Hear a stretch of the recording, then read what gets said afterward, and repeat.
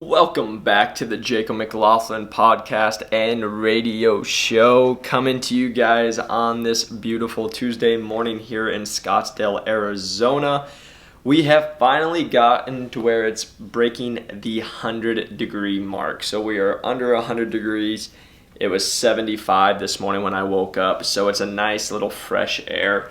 Or a little break, getting some fresh air where it's not 100 degrees when you walk out at 5 a.m. So enjoying the weather, enjoying the beautiful season that is about to come.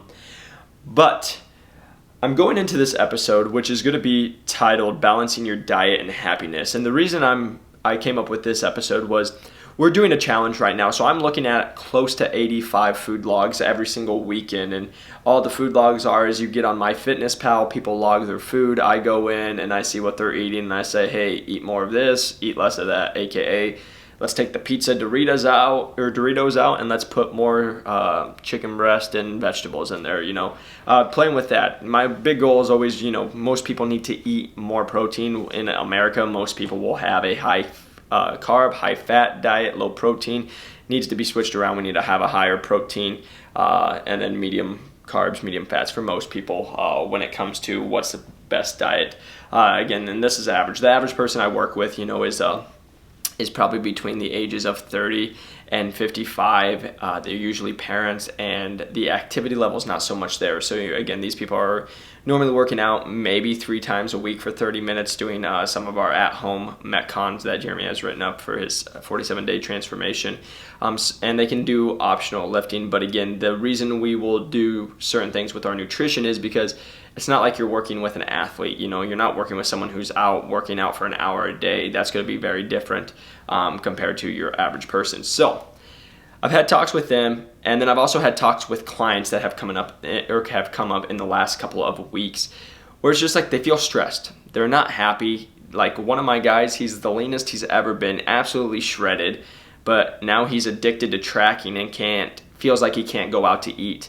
And so I want to talk to you guys about the healthy balance of making sure you're hitting your goals and having it, but you're not feeling like a slave to your food. You're not feeling like a slave to your nutrition, feeling like you have to log. So for example, he's logging, this guy I'm talking about has been logging the night before what he's eating for the next day.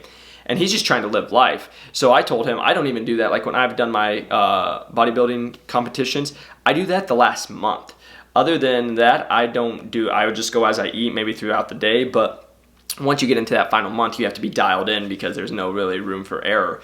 And he's just trying to live that way, which is bringing a lot of stress onto him, just thinking about it, but also stress on his marriage because they're wanting to go out to eat, but he doesn't want to because he doesn't feel like it's worth it. And they're going to go eat at this really healthy place. And it's just it can cause some tension. And again, it's not that they're in any trouble. It just causes tension with it because if you're just wanting to go eat out and enjoy your night and your spouse is freaking out because, oh, my carbs are going to be over, it does make it a little stressful and limit where you guys can eat. So that's what sparked this episode. Is I wanted to just give you guys some tips, what I'm talking with them about and what I'm talking with my clients online about how to balance having your diet and getting the progress and the results you want, but also being able to stay happy, be able to get the results and enjoy your life. You're not a slave to your food. You're not feeling miserable because most of the time people who are super lean, there's a lot of times they're not as happy because they're so constricted with what they're eating. So compared to me, I could be leaner, but I have abs, so I'm happy with that. And I eat whatever I want. I eat clean most of the time. That's what works for me, but that's what we'll dive into. So I wanted to give you guys 5 tips on how to balance your diet and happiness, and they go hand in hand with each other. So number 1, finding a diet, aka a time that works best to eat for you. So when I say finding a diet that works best for your lifestyle, I'm talking about the timing of your eating. We'll dive into the other one next, but timing of your eating. Are you a person who's every 3 hours you need to eat? Are you a person who does intermittent fasting and fasts for 16 hours and then eats for 8 hours? Are you a person who just does 3 meals and that's it? You just have to find what really works for you. And I've done all of these. I've done every 3 hours. I used to do that, especially probably from the age of 19 till 24. I did it religiously, even if I wasn't hungry, every 3 hours, because that's what they said for bodybuilding to gain muscle. You go into protein synthesis every 3 hours. So I'd be smashing foods from the moment I wake up till the moment I go to bed. I'm just eating as much as I can and then doing that. To me, that didn't work very well because it's hard to have a life. You're every 3 hours. Like I remember leaving concerts and going out and eating the chicken and rice I had in my car and coming back and missing the concert just because I wanted to, or I felt like I needed to get my chicken, I needed to get my protein and rice in. And that was just, I found for me, not a great way to live. For some people, maybe if you're sitting at home and you're able to work from home and you get hungry every 2 to 3 hours, maybe that's great for you. That could be a lifestyle that works. But what I've been practicing and playing with a little bit more is larger meals and some intermittent fasting. So Jeremy Scott, who is my mentor right now, that's what he's done. That's what he's famous for. He wrote a whole book on it, on intermittent fasting. And again, if you guys don't know intermittent fasting, it's 8 hours on, 16 hours off. And when I say 8 hours on, that's when you're allowed to eat. So what normally it would be from like 11 a.m. to 7 p.m. or 12 p.m. to 8 p.m. is your window of eating. You can eat during that window. And then after 8 o'clock, you stop and you don't eat till the next day at 12. So you give yourself 16 hours to fast. And that's been pretty beneficial for myself, especially with my lifestyle. I normally wake up at 4:30 in the morning. I'm training from 5 till noon. There's not a lot of time to like grab food. Otherwise, I'm smashing food as fast as I can while I'm trying to train people, and I have little breaks and then I don't feel so well. So again, I've been throwing intermittent fasting in probably 3 times a week, 4 times a week, depending on my schedule. But you got to find, like I said, what works best for you. And I'm a person who likes to eat more. So that's why I like it, is because I normally will only eat 2 meals. Sometimes I'll have 3, but normally 2 meals, but they're giant because I got to get all my macros in on those meals. So I'll be eating 2 to 3 pounds of food in my one meal. So that's the thing for me, is just finding what works for your lifestyle. If you guys are going to be traveling, plan for that. That's where I like the intermittent fasting. I'm not a slave to my food. I can go out and do all my adventures and then be like, okay, it's lunchtime, let's go grab some food. That works for me. If you've never done that, you might have to have snacks.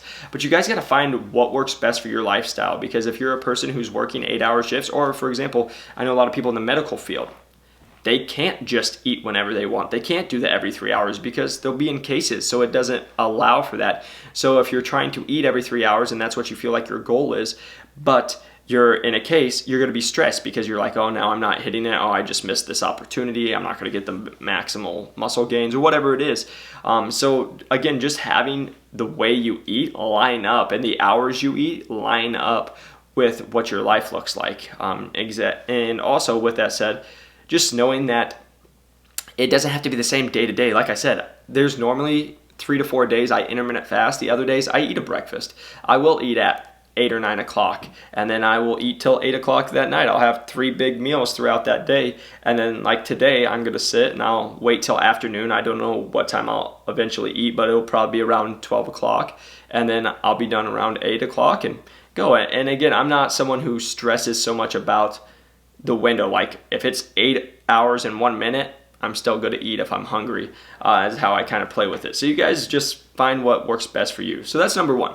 Number 2, eating real food. So this is where we get into, when I say finding a diet works for you, finding like those fad diets, this is where we dive into that. Eating real food is always going to be key. It doesn't matter. I don't care what anybody says. There's no supplement that's going to outweigh real food. And that's where we also get into the fad diets of keto. You also get into where they have, I'm blanking on all of them right now, but you like keto's the most common right now, but you have like paleo and all those good stuff. You could be a vegetarian, all great things, but I normally stay away from fad diets. I stay away from these things because it's not very realistic. And all I mean by that is, let's say you go keto. Cool, you're keto. Good luck going keto when you're traveling. Like unless you're willing to throw out a lot of money just to basically be eating steak and chicken and like your fat and everything, I don't see it being a very realistic. And I work with a lot of people, and they've all tried keto, which they normally really don't. They just go on a low carb diet, and within a month they're out of it. So again, I just tell people eating real food, finding foods will work for you, and then sticking with it. And I will tell you, so I tell you what I eat. What I eat is I'm huge on chicken breast, lean turkey for my protein sources, and I'll do egg whites as well, and eggs. Those will be my main protein sources. And then all my carbohydrates, they pretty much come oatmeal for my breakfast sometimes in the morning, or I will be doing salad. I have a giant pound, so when you guys go to the grocery store and you buy one of those pound salads, I eat that whole thing for lunch. So I'll do a pound of salad for lunch, and then like my dinners, I'll be having normally 2 potatoes, so about 8 to 10 ounces of potatoes. I do a bag of broccoli, and then I'll do my lean turkey or whatever it is, and then my snacks are rice cake and peanut butter. So that's what works for me. That's what I found. I can control that pretty good. I can see how I'm looking with that, and I also feel optimal with it. But you have to find the foods that work for you. So if you like, this is the most common thing. If you don't like broccoli, don't eat broccoli. I'm not saying you have to eat broccoli, but just make sure you guys are eating vegetables. If you're not eating a vegetable, we need to get you a supplement like an Athletic Greens that's going to be getting you your vitamins and minerals that you're not getting from your diet. But this is where I have to talk, because people will be like, oh, I only want to eat, cheese, or I only want to eat like the real fatty foods. And that's where I have to have a common sense talk with them. Is like, I need you eating like a farmer. You have to eat real food. But if you like ice cream, don't take ice cream out. And that's kind of what I always have in. Like, you have to find a way that fits for you and your lifestyle, because otherwise you feel stressed. Otherwise you feel like you're just running through the motions. And then let's say ice cream is one of your foods that you love, but then you can't have it. Well, now you're mad because you can't ever have ice cream, and then it brings other emotions up. So again, finding foods that work, but having a well-balanced diet. Make sure you guys are getting protein. Make sure you guys are getting carbs, and make sure you guys are getting fat. Finding foods that work for that, but making sure you're at least having some vegetables and fruits each day, because a lot of people don't do any of that. That will also help you feel a lot fuller longer, so that way you're not as hungry to eat crap food. But again, finding, hey, if you're a person who likes salmon, awesome, have salmon. Have salmon 3 times a week. Like, do whatever works for you. So like I go through, 3 pounds? So I go through 6 pounds of turkey in a week, and I go through normally 3 to 5 pounds of chicken. Like, that's what works for me for my protein. And then I'll actually have the cans of like good tuna. I'll go, and that will be my snack sometimes. If I'm like in a rush and I can't grab a meal right away, I'll maybe have a can of tuna. And that's what's worked for me. So again, going into finding what works for you, and also sets up with your goals. You can't be going to eating Oreos if your goal is to like lean up, because Oreos are going to just ruin it. And also, this is a common thing I hear, and I just want to say, calories are not created equal. Yes, calories in versus calories out are. Yes, when you lose weight, it's just calories in versus calories out, or calories in versus calories out. But the food is not equal. An Oreo is not equal to, if we're going like carrots. They're not equal. It doesn't matter what you say. They're how they're made up, how they are broken down in your body, what your body gets from them. They are not the same. So that's where I'm always pushing real food for the majority of the time. It's okay to splurge, but to have real food most of the time. Number 3, learn about your triggers and how to deal with them. So like I said, my trigger, ice cream. When someone tells me I can only have 1 bowl of ice cream, I tell them to leave me alone, and I'm going to eat all of it. I don't see why I would live on this earth if I couldn't eat ice cream. It just makes no sense to me. So that's me knowing my trigger and how to balance it. So that's what this is going in, how to balance your triggers. When I go eat ice cream, I eat ice cream. Like, I eat a tub of ice cream. We go out, like the other week, went out to dinner, had a burger and fries, and then afterwards I went, and I wasn't that hungry, but I ended up getting the extra large ice cream scoop, and it was 3 scoops with cookie dough and everything, and I was hungry while I was eating. I used to be full, but now I'm hungry and I'm smashing it. But what this is just going into is learning how to deal with it. So for me, I know I'm only allowed ice cream once a week, if I'm going to have it that week, and I only do it when I'm having my desserts. So sometimes I won't have ice cream. Maybe I'll do cookie dough, or maybe I'll have some cake, or whatever it is. I only give myself that 1 day a week, because I'm not a person that could do it every single day, because if I do, I'm going to be blowing up because I eat so much food. People don't understand. When I eat, like when we go on my Saturday nights, I probably eat 6,000 to 7,000 calories in that meal. That's who I am. But I allow that and I plan for that throughout the week. So just finding out, what are your triggers? Is it sweets? Is it, is it chocolate? Is it even like trail mix nuts, like high calorie dense foods? Finding what your triggers are that cause that, and then learning how to deal with them, learning how to set up a plan that, hey, so I know I can't have ice cream on Tuesday, because if I have ice cream on Tuesday, I'm going to eat a whole tub of ice cream, and then I can't do it on Saturday. So, and I could do it on Tuesday. It would be my one day a week, but I enjoy it more on a weekend when I'm just relaxed and enjoying it. It's what I look forward to. Whether that's a food trigger for you, or if there's like an emotional trigger, if there's something that sets you off that makes you want to go and eat these crazy foods, you just have to learn what your triggers are and start working on a plan on how to deal with it. Hey, if I am, like for example, if it's like you go to chips, if chips your thing, well, I'm going to grab a handful, I'm going to grab a bowl and a plate, and I get one bowl of chips. I'm not going to sit there with a bag and eat the whole bag of chips. You got to find what your trigger is and learn how to cope with it, so you're not doing it every single night. And then again, this is my number one with people, is usually alcohol. Living here in Scottsdale, I work with a lot of people who normally drink a minimum a bottle of wine a night. Sometimes, like what was it, a couple people I just trained the other night, between 3 of them, they drank 5 bottles in one night. So that is like normally what I'm working with here in Scottsdale on how to, hey, that's your trigger. And also you want to go eat out and doing that stuff. So how can we learn on, okay, well, you're only going to be drinking, we're going to try to limit it to 1 bottle instead of 5. And can we do it only 2 times a week instead of 4 or 5 times a week? So again, just working on what your triggers are and how to combat them.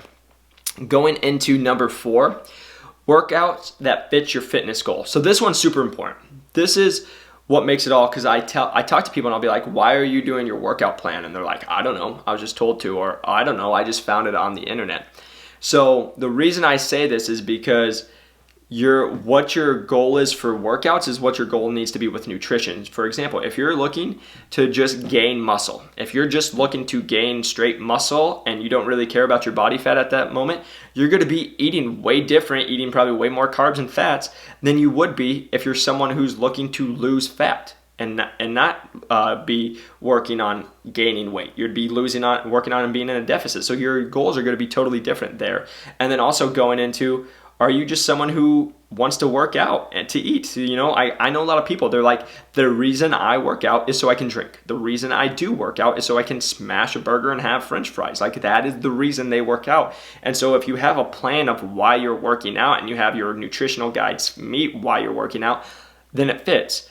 But if you're someone who's just going through the motions and you're eating whatever you want, but you don't know really why, if you're just like, oh, I know I need to move, I needed to just be active, but then you're just eating food whenever and you don't have a goal, it's not going to really line up. And then you're going to be stressed because you're going to be going through the motions. You're going to feel like you're dedicating all this time to something and you're not getting the results you want. So just making sure that you guys have your workouts line up with what your goals are. Like for most of the time for bodybuilding, most of the time it's muscle gain, and then there'll be a short season where it'll be like, hey, fat loss, and we're just trying to lean up as much as we can.